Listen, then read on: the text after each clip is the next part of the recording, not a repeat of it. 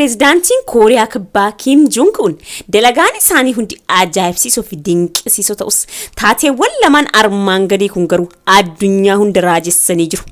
Tokkoffaa akka seenaa Kooriyaa Kibbaatti yeroo duraatiif pireezidaantiin Kim Jong-un pireezidaantii Ameerikaa duraanii Trump wajjin fi biyya diina isii taate pireezidaantii Kooriyaa Kibbaa wajjin yeroo duraatiif wal argan.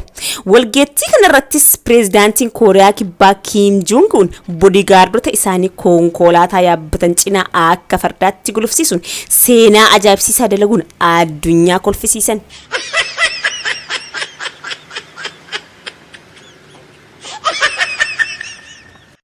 Lammaffaa Pireezidaantii Kooriyaa Kaabaa durii kan turan abbaan Kim Jong-un Kim Jong-il bara 2011 akka lakkoofsa Awurooppaatti yommuu addunyaa kanarraa boqotan uummanni biyyattii torbaan tokko caalaaf bahee akka ba'u dirqisiifamee ture. Mootummaan namni hin boonne dhumni isaa hin tolu jechuun ajaja dabarse. Uummanni reeffa mootichaa geggeessuuf bahe abbaa kiyya jecha mootummaa barootaaf mataan gad isaan ciraa bahee geggeesse.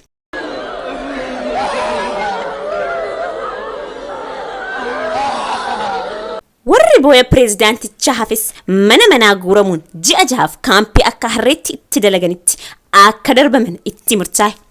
Harka fuunee kabajamtoota daawwattoota Akkoo Entertainment nageenyi koo bakka jirtanitti isin qabu. Warroonni maatii Akkoo taatan viidiyochi akka isin bashannansiisu shakkii waan hin qabneef like gochuudhaan eegala. Warroonni haaraa taatan Akkoo Entertainment subscribe gochuun fi iddoo bilbilaa irratti cuqaasuudhaan viidiyooleen ajaa'ibsiisoo fi dinqisiisoon haala wayitaawaa addunyaa irratti hundaa'an guyyaa guyyaan akka isin dhaqqaban maatii Akkootti dabalamaa isin jecha viidiyocha qindeessee kan isin biraan ga'u ani Ayyaantuu Abdiitii ceesisa booda kan wal agarru ta'aa turtii keessan na wajjin godha.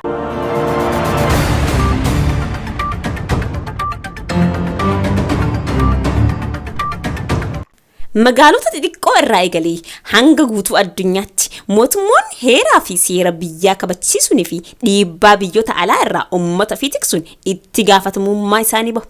Kan mootummicha hadha isinitti himuu deemu immoo addadha.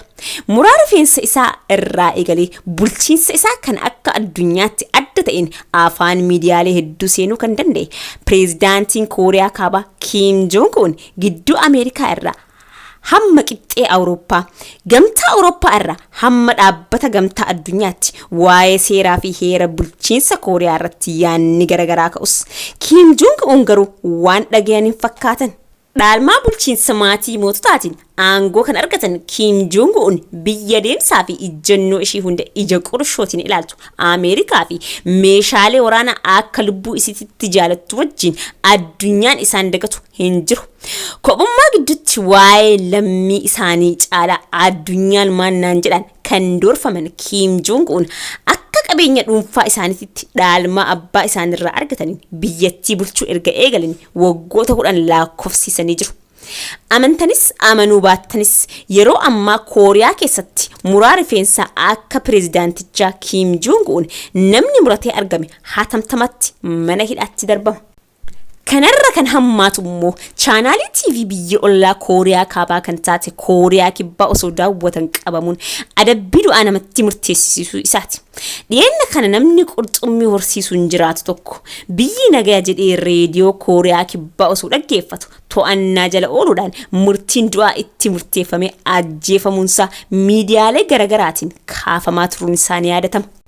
Kim Jong-un umriin isaanii 40 lafus isaan garuu ani ammas ka'ima jechuun ajaja dabarsaniin uummanni biyyaa hundi akka ijoolleetti akka isaan waaman gochuu kan danda'an yoo ta'u akka tasaa ta'e namni umrii isaanii ol fuudheetti ilmaame mana hidhaa Kooriyaa Kaabaa dhandhamuun isaan waan hin oolle.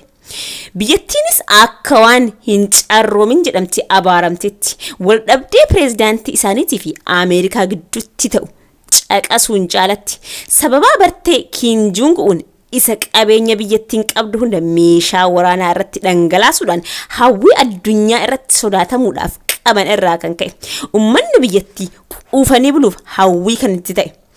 Kanaaf yaafee rakkoo isaanii kamiyyuu miidiyaa kamiyyuu irratti akka hin ibsanne kan dhorkaman yoo ta'u namni wanta akkanaa dalagees akka waan biyya ofii dabarsee kennetti laakkaa'ama.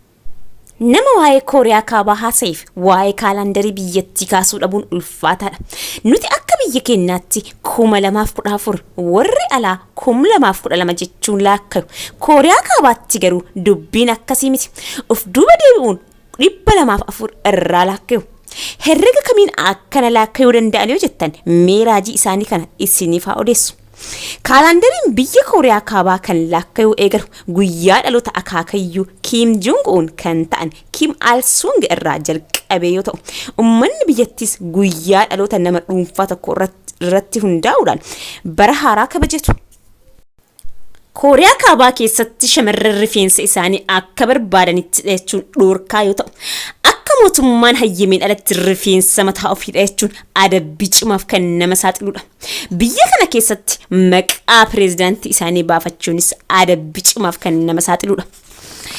Inni kunii fi kan raajii guddaa qabu immoo namni tokko yoo badii balleesse adabbiin isaa hanga maatii sadaffaa deemuu isaati. Kooriyaa kaabaatti seerri kun hojiirra yoo oolu keessattuu Kooriyaa kaabaa ilaalchisee oduu bulchiinsa biyyattii irratti mormii kaasisuu danda'u kamuu miidiyaa biyya alaatti dubbachuunii fi oduu maqaa Kooriyaa kaabaa xureessuu danda'u kamuu tamsaasuun adabbii hanga dhaloota 3 nama adabsiisuu namatti murteessisa. Murteen kunis hojii humnaa mootummaadhaaf hojjechuu yoo ta'u, yoo isin du'aan addunyaa tanarraa boqattan ijoolleen keessan keessaa lamaan isaanii adabbicha itti fufu. Yommuu ijoolleen keessan addunyaa irraa boqatan immoo ijoollee keessanii lamaan adabbicha itti fufu. Kun dhugaa biyya Kooriyaa kaabaatti ammallee hojiirra oolaarudha. Aangoon biyyattii guutumaan guututti maatii kanaan kan dhuunfame yoo ta'u, gara ufafoottis maatii kana jalaa waan boon fakkaatu. Mootichi Kooriyaa Kim Jong-un maal jaalata yoo jettan meeshaalee waraanaa dhukaasuu kun deebii isa dhumaati. Yoo uummanni biyyattii beelaa fi rakkoon doorsifamu isaan immoo misaa'ilaan addunyaa doorsisu.